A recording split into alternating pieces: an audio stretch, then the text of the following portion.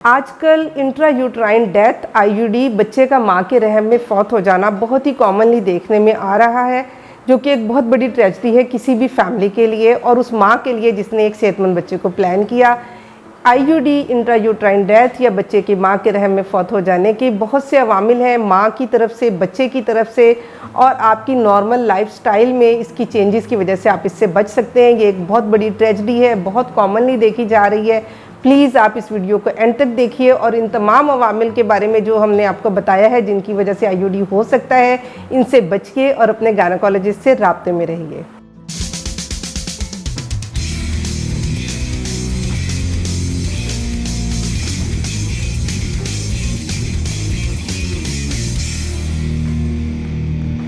अस्सलाम वालेकुम जी, मेरा नाम डॉक्टर समीना तौफीक है। मैं पिछले 25 साल से गायनी ऑप्स के शोबे में अपनी खिदमात अंजाम दे रही हूँ।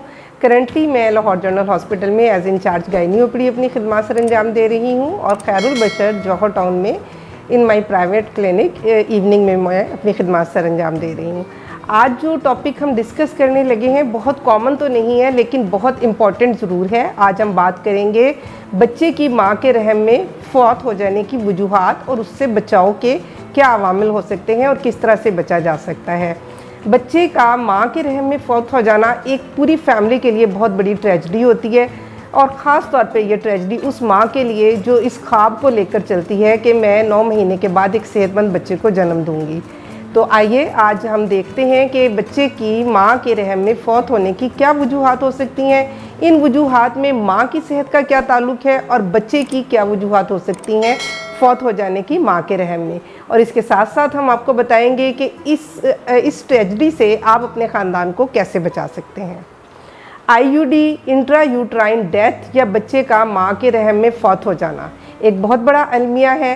इसकी वजूहात में हम ये देखते हैं कि माँ की तरफ से बाज़ औक़ात कोई ऐसी बीमारी जो बहुत अरसे से चलती आ रही है लेकिन उसका प्रॉपर तरीके से इलाज नहीं किया हमल ठहरने से पहले, तो उस सूरत में भी बच्चे की माँ के रहम में इस तरह से डेथ हो जाती है या वो फौत हो जाता है।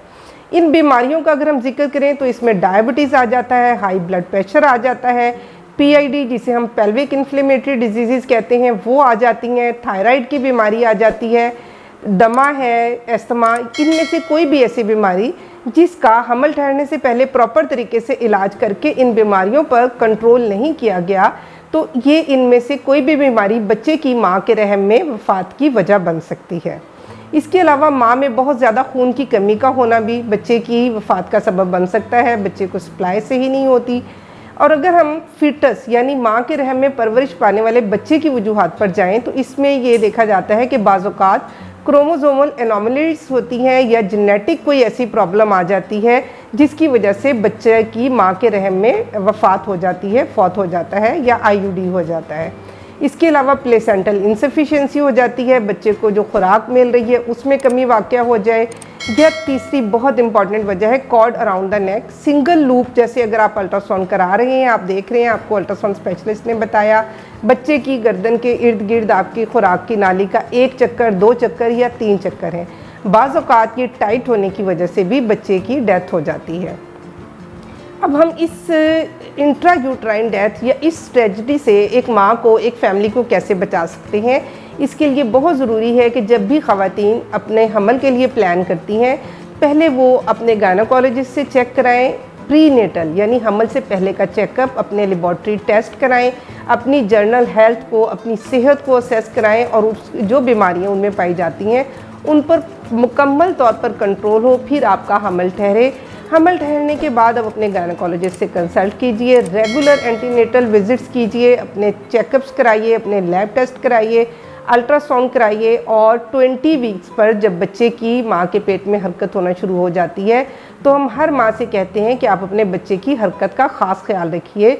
इस हरकत में अगर कमी वाक़या होती है तो आप ज़रूर अपने डॉक्टर से फ़ौरन कंसल्ट कीजिए।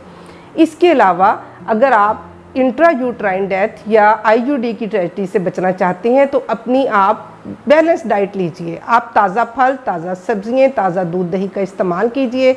हेल्दी लाइफस्टाइल यानी आप हल्की फुल्की वर्जिश ज़रूर कीजिए और अपनी रूटीन में आप सुबह और शाम की वॉक को ज़रूर शामिल कीजिए। इसके अलावा हाई मर्करी फिश आ जाता है डाइट में, तो हम कहते हैं कि इस तरह की चीज़ों को अवॉइड कीजिए। आप deep fried junk food, carbonated drink को आप परहेज़ कीजिए ताकि बच्चे की नशोनुमा में किसी तरह की कोई रुकावट ना हो। इसके अलावा एक बहुत ज़रूरी बात जो आपसे हम डिस्कस करना चाहेंगे यहाँ पर, आईयूडी में आपके या स्टिल बर्थ में जो बच्चे की पैदाइश होती है, फौत हो जाता है, उसमें होम डिलीवरीज़ या दाई डिलीवरीज़ का बहुत रोल है। तो मेरा आज का इस वीडियो का मैसेज आपके लिए यही है, हमल से पहले, हमल के दौरान आप अपने गायनोकोलॉजिस्ट के साथ राब्ते में रहिए और अपनी डिलीवरीज़ एक कॉम्पिटेंट गायनोकोलॉजिस्ट से कराइए ताकि आप अपनी मदरहुड को इंजॉय कर सकें और आपके आने वाला बच्चा सेहतमंद हो और आप सेहतमंद बच्चे को जन्म दे सकें। अपना बहुत ख्याल रखिएगा। फ़ी अमान अल्लाह।